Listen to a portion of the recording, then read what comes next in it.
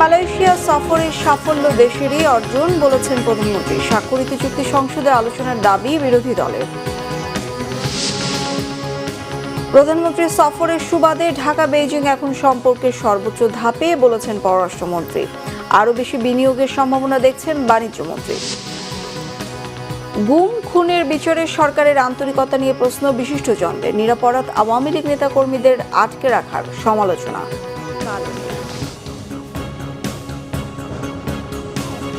দেখছিলেন crown cement সংবাদ শিরোনাম, এবার বিস্তারিত। প্রধানমন্ত্রী তারেক রহমান বলেছেন, চীন ও মালয়েশিয়া সফরে যা কিছু অর্জন হয়েছে তা বাংলাদেশের এবং দেশের জনগণের অর্জন। এর আগে তার সফরকে সফল আখ্যায়িত করে সর্বসম্মতিক্রমে ধন্যবাদ প্রস্তাব পাশ হয় সংসদে। স্থানীয় সরকার মন্ত্রী মির্জা ফখরুল ইসলাম আলমগীর বলেছেন, এই সফরে দুই দেশের পারস্পরিক মর্যাদার ভিত্তিতে সম্পর্ক আরও জোরদার হয়েছে। আর বিরোধী দলীয় নেতা ডাক্তার শফিকুর রহমান বলেছেন, বাংলাদেশ কারো ক্ষতির কারণ হতে চায় না, নিজেরাও ক্ষতিগ্রস্ত হতে চায় না। এই ভারসাম্য রক্ষা করেই যেন আগামীর নীতি পরিচালিত হয়। আহমেদ সরোয়ারের রিপোর্ট। প্রস্তাব পাশ করেছে, আপনাকে ধন্যবাদ জানিয়ে। মালয়েশিয়া ও চীন সফরের সফলতায় সংসদে গৃহীত ধন্যবাদ প্রস্তাবের প্রতিক্রিয়ায় প্রধানমন্ত্রী বলেছেন, দেশের মানুষ তাদের দায়িত্ব দিয়েছেন মানুষের স্বার্থ দেখার জন্য, তিনি তা রক্ষার চেষ্টা করেছেন। আমি যে কাজটি করার চেষ্টা করেছি মাননীয় স্পিকার, আমি আমার অবস্থান থেকে আমি আমার দেশের মানুষের স্বার্থ নিয়ে কথা বলার এবং সেই স্বার্থ রক্ষা করার চেষ্টা করেছি মাননীয় স্পিকার।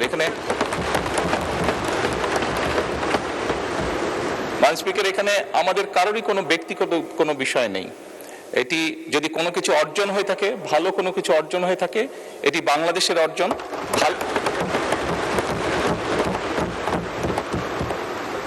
এই সফরের মাধ্যমে যদি দেশের মানুষের কোনো অর্জন হয়ে থাকে, সেটি দেশের মানুষের অর্জন মাননীয় স্পিকার।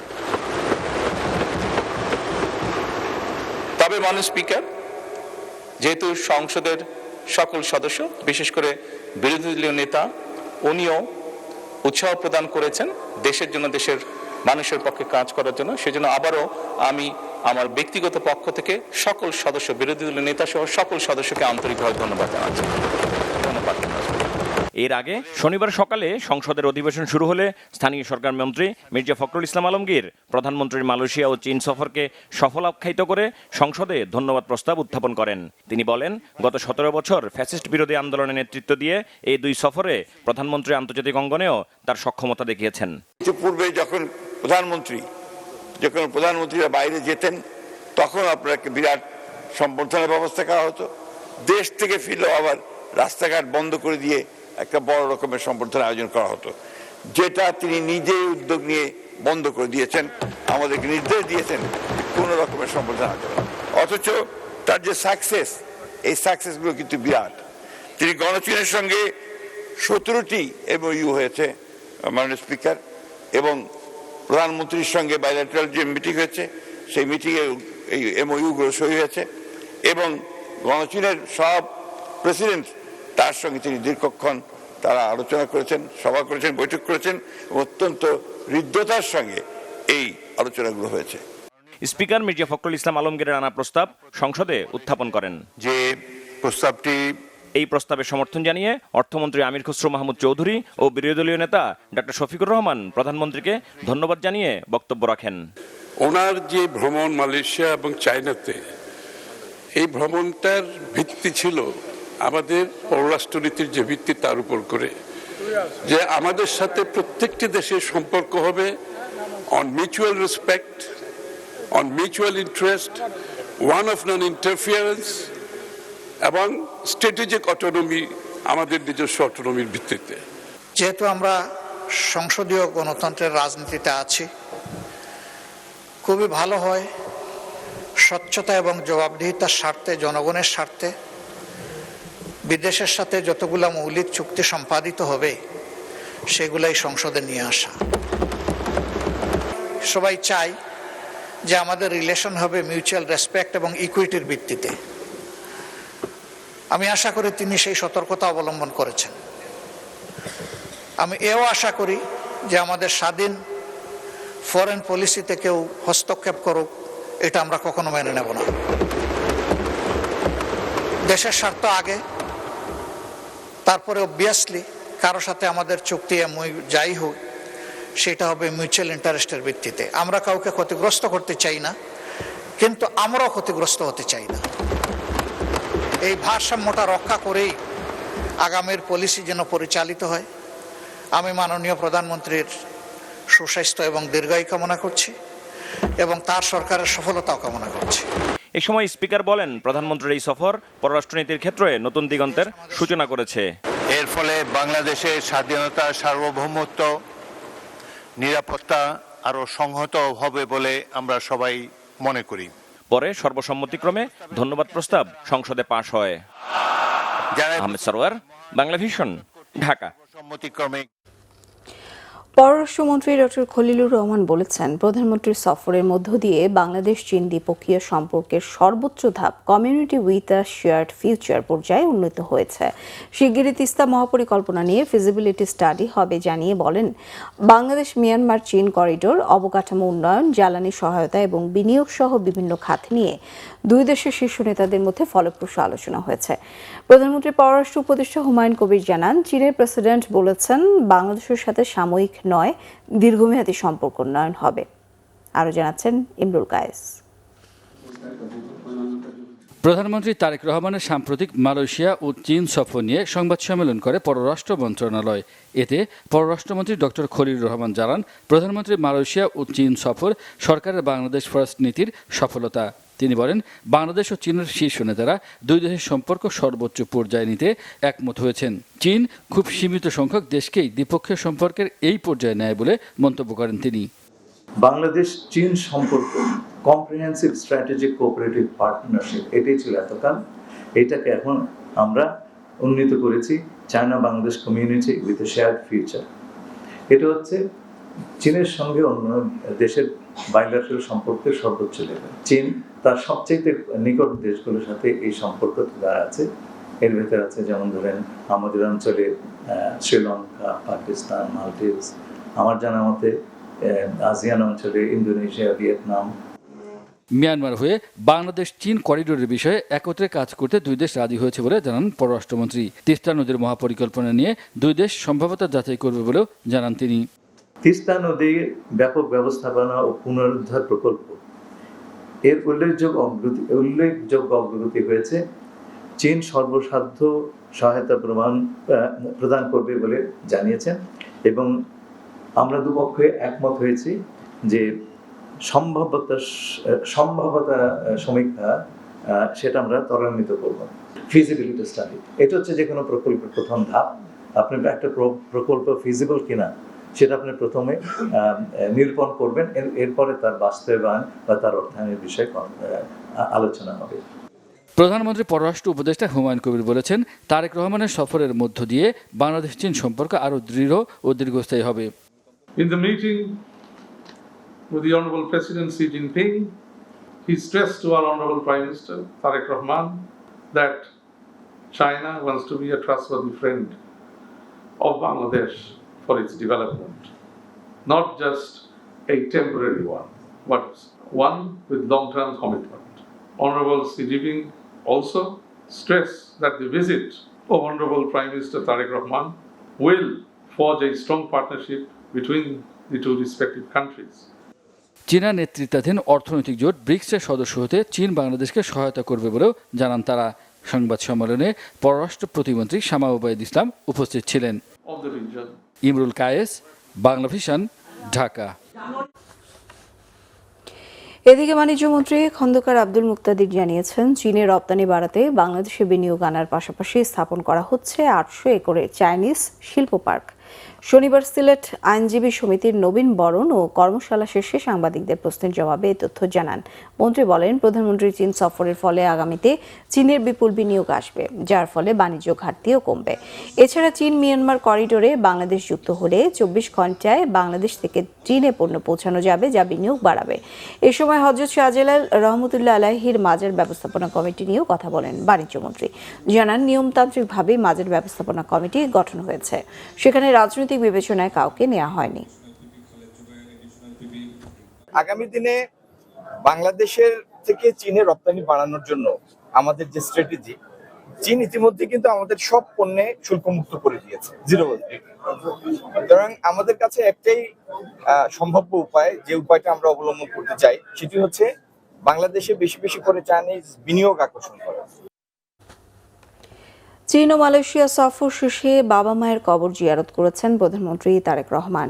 গতকাল সকালে গাড়িবহর নিয়ে শেরেবাংলা নগরে অবস্থিত শহীদ রাষ্ট্রপতি জিয়াউর রহমান এবং সাবেক প্রধানমন্ত্রী বেগম খালেদা জিয়ার সমাধিতে পৌঁছান তারেক রহমান। পরে তিনি বাবা মায়ের কবরের পাশে দাঁড়িয়ে দোয়া ও মোনাজাত করেন। এর আগে 6 দিনের রাষ্ট্রীয় সফর শেষ করে শুক্রবার রাত 8টায় ঢাকায় পৌঁছান প্রধানমন্ত্রী।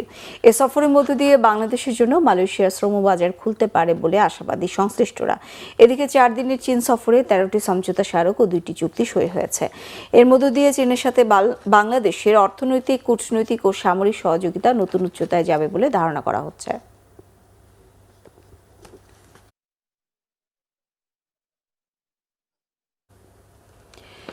স্বরাষ্ট্রমন্ত্রী সালাউদ্দিন আহমেদের বাড়ির আশপাশ দিয়ে মাদকের সবচেয়ে বড় চালান এলেও এখনও তা বন্ধ না হওয়ায় সংসদে প্রশ্ন তুলেছেন বিএনপির স্থায়ী কমিটির সদস্য গয়েশ্বরচন্দ্র রায়।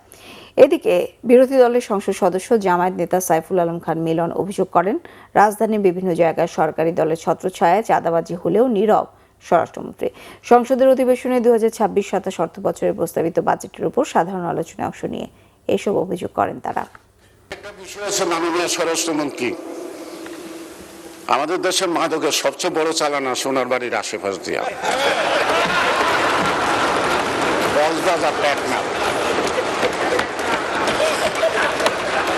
আগে শুনতাম বধূ, এখন তো বধূ নাই, বধূ তো বধ হয়ে গেছে গা। এখন ওইখানকার দায়িত্বটা কে নিছে? বাড়ির আশেপাশের লোক। স্বরাষ্ট্রমন্ত্রী তো চেনার কথা। এতদিন ওই দিক দিয়ে মাদক আসা বন্ধ হতে উচিত ছিল। আইন দেওয়া কোনো কিছু হয় না, আইন কার্যকরী করার জন্য সাহস লাগে, সৎ সাহস লাগে, ইচ্ছা লাগে। সুতরাং আমাদের একটা বড় চ্যালেঞ্জ এখন বাংলাদেশে মাদক আসক্ত। মাননীয় স্বরাষ্ট্রমন্ত্রী অনেক গুণে গুণান্বিত। তিনি অবশ্য আগে বলেছেন যে সালামের গাড়িতে চড়া উনি সম্বর্ধনা নিয়েছেন, এটা ঠিক হয় নাই। কিন্তু এই যে চিটাগাং সালামের দামি দামি গাড়িগুলা বিএনপির লোকেরা রক্ষা করতে যে বহিষ্কার হইল, সে কথা উনি বলেন নাই। আমার এলাকায় কারণ বাজার, ফার্মগেট, শিল্পাঞ্চল, এই সমস্ত জায়গায় চাঁদাবাজি এখন ন্যাশনাল টকে পরিণত হয়েছে। চাঁদাবাজি আগেও সরকারি দলের লোকেরা করেছে, এখনো সরকারি দলের লোকেরা করে মানুষ। এবং আমি মনে করি যে এটা স্বরাষ্ট্রমন্ত্রীর প্রাইম রেসপন্সিবিলিটি এই চাঁদাবাজদেরকে ধরা। চাঁদাবাজদের কোনো দলের লোক না মানুষ। বিএনপি সরকার গুম খুনের বিচারে আন্তরিক নয়। ফ্যাসিবাদী আমলে দলটির বহু নেতাকর্মী গুম খুন সহ পুলিশের নির্যাতনের শিকার। তারপরও দলটি অভিযুক্ত পুলিশ সদস্যদের বিরুদ্ধে ব্যবস্থা নিচ্ছে না। শনিবার মানবাধিকার সম্মেলনে এক আলোচনায় এমন মন্তব্য করেন মানবাধিকার কর্মীরা। বিচারহীনতার দৃষ্টান্ত তৈরি হলে আওয়ামী লীগের মতো দেশ আবারও ফ্যাসিবাদী রাষ্ট্র হবে। নিরপরাধ শত শত আওয়ামী লীগ নেতাকর্মীদের আটকে রাখার সমালোচনাও করেন বিশিষ্টজনেরা। রিপোর্ট ফজলে রাব্বির। শনিবার সকালে হিউম্যান রাইটস সাপোর্ট সোসাইটির উদ্যোগে রাজধানীর বাংলা মোটরের বিশ্ব সাহিত্য কেন্দ্রে 12তম মানবাধিকার সম্মেলন অনুষ্ঠিত হয়। এতে উপস্থিত হন মানবাধিকার কর্মী, আইনজীবী সহ বিগত সরকারের আমলে নিপীড়নের শিকার বহু ভুক্তভোগী পরিবারের সদস্যরা। সেটা বিচার হয়নি এবং সম্মেলনে বিগত আওয়ামী সরকারের আমলে রাষ্ট্রীয় বাহিনী দ্বারা গুম ও হয়রানির বর্ণনা তুলে ধরেন ভুক্তভোগী পরিবারের সদস্যরা। আমার বাইরে মূলত নেওয়া হয়েছে লাইনটা ক্লিয়ার কিনা দেখার জন্য, কারণ সহজ সরল ছিল, আর প্রথম দিন ছিল, তার কোনো এক্সপিরিয়েন্স ছিল না। চতুর্দিকটা বের দিয়ে হেরে ধরে ফেলছে, দইরা বোর্ড দিয়া পাইরা নির্মমভাবে হত্যা করছে। ফেলানির বিচারটা দূরত্ব জানিয়ে হয়, এই ফেলানির বিচারটা যদি হয় তাহলে সীমান্ত হত্যাটা বন্ধ হবে। আমাদের বাংলাদেশের মানুষ টাইনা নিয়ে হেজরা নিয়ে মারবে, আমরা ওটা সহ্য করে থাকবো। আর আমাদের সরকার যে ভারতের সাথে হাত মিলিয়ে করবে, এটা আমরা কিছুতে আমরা সহ্য করবো না। গুম খুনের বিচার করতে বর্তমান সরকার আন্তরিক নেই বলে অভিযোগ করেন বিশিষ্টজনেরা।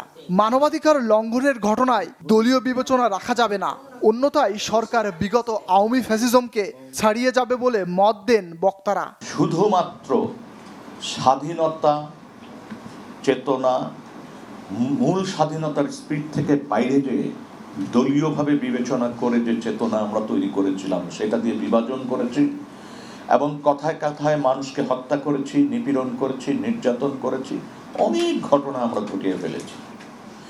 এখন আবার ফ্যাসিস্টের দোসর, আওয়ামী লীগের দোসর বা এই ধরনের স্বাধীনতার অনেক বিষয় নিয়ে একই কাজ কিন্তু আমরা করছি। অনুষ্ঠানে নির্যাতনের শিকার ব্যক্তিদের আইনি সাহায্য দিয়ে পাশে দাঁড়ানোর আহ্বান জানানো হয়। পুলিশের বিচারের জন্য আরেকটি স্বাধীন তদন্ত কমিশন গঠনের দাবিও রাখেন বিশিষ্টজনেরা। 3 বছর আগে যখন লিটন ভাইয়ের আমি এখানে ছিলাম একই স্টেজে জাজের সাথে, তখন এখানে অনেকে আছেন কথা বলতে পারতেন না, আমরা অনেক মেপে কথা বলেছি। কিন্তু এখন যারা সংগঠনও করতে পারে না, আওয়ামী লীগ, তারা তো কথা বলতে পারবে না। তাদের এখানে এসে কেউ যদি ঢুকে নিজের পরিচয় দিয়ে বলে আওয়ামী লীগ, যে কেউ হয়তো ধরিয়ে দিতে পারবে এটা বলার জন্যে। তো এইটা কি বাংলাদেশ? এটা কেন চান? প্রত্যেক আওয়ামী লীগের কর্মী কি বোমা ফেলেছে বাংলাদেশের মাটিতে? তাহলে কোন যুক্তিতে তাদেরকে এখন সন্ত্রাসী হিসেবে সংজ্ঞায়িত করা হচ্ছে? 24কে কেন্দ্র করে এটা এত সিরিয়াস ধরনের অপরাধ, অবশ্যই জাতীয় দায় হিসেবে এই অপরাধ যারা সুনির্দিষ্টভাবে সংগঠন করেছেন অবশ্যই they must be tried for that. At the same time এটার নামে কোন নিরপরাধ লোককে অবশ্যই নির্যাতন করা ঠিক হবে। সীমান্ত হত্যার কঠোর সমালোচনা করেন বিশিষ্টজনেরা। সীমান্তে ভারতের সঙ্গে সম্পর্কের ক্ষেত্রে নতজানু পররাষ্ট্রনীতি নয়, বরং মর্যাদাপূর্ণ ও দৃঢ় কূটনৈতিক অবস্থান গ্রহণ করা প্রয়োজন বলে মনে করেন তারা। সক্রিয়ভাবে এই ঘটনাগুলোর তদন্ত করতে হবে। ফজলে রাব্বি, বাংলা ভিশন, ঢাকা। শিক্ষামন্ত্রী আনম ইহসানুল হক মিলন বলেছেন, দেশের শিক্ষিত জনসংখ্যাকে জনসম্পদে রূপান্তরে কাজ করছে সরকার। শিক্ষার্থীদের দক্ষ, কর্মবান্ধব ও দায়িত্বশীল নাগরিক হিসেবে দেখতে চায় সরকার।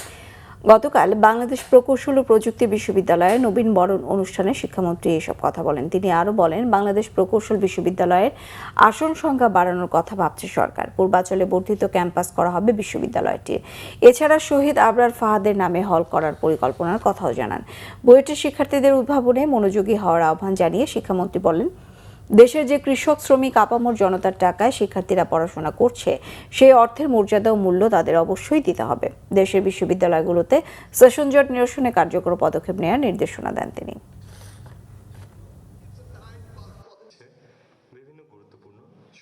আমাদের যে সম্পদ রয়েছে, যে জনসংখ্যা রয়েছে, এটাকে উৎকর্ষতার সাথে কাজে লাগাতে হবে। That is his plan. বলেনি I have a plan. Tips of the iceberg প্রথমে আমি দেখতে পেলাম শিক্ষা মন্ত্রণালয়ের সর্বাধিক বাজেট দিয়েছেন, দেননি তিনি। 1,36,000 crores of টাকা আমরা পেয়েছি। Compare to the previous government only 87,000 crores টাকা দেওয়া হয়েছিল। All on a sudden from 1.39 GDP% থেকে he jumped to 2%. সংবাদ শেষ করব ক্রাউন সিমেন্ট শিরোনামগুলো আরও একবার জানিয়ে।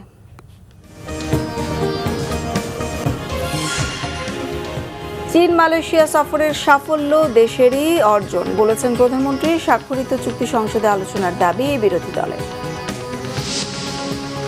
প্রধানমন্ত্রী সফরের সুবাদে ঢাকা বেইজিং এখন সম্পর্কের সর্বোচ্চ ধাপে বলেছেন পররাষ্ট্রমন্ত্রী।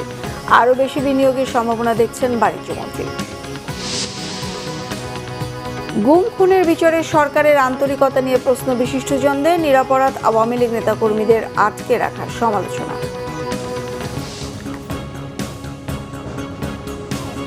এই ছিল এখনকার মতো। পরের সংবাদ সকাল 7:30টায় দেখার আমন্ত্রণ রইল। এছাড়া বাংলা ভিশন সংবাদ ও সংবাদ সংশ্লিষ্ট অনুষ্ঠান দেখতে ভিজিট করুন www.bbnews24.com ও facebook.com/banglavishnnews। সাবস্ক্রাইব করুন youtube.com/banglavishnnews। সঙ্গে থাকায় ধন্যবাদ সবাইকে।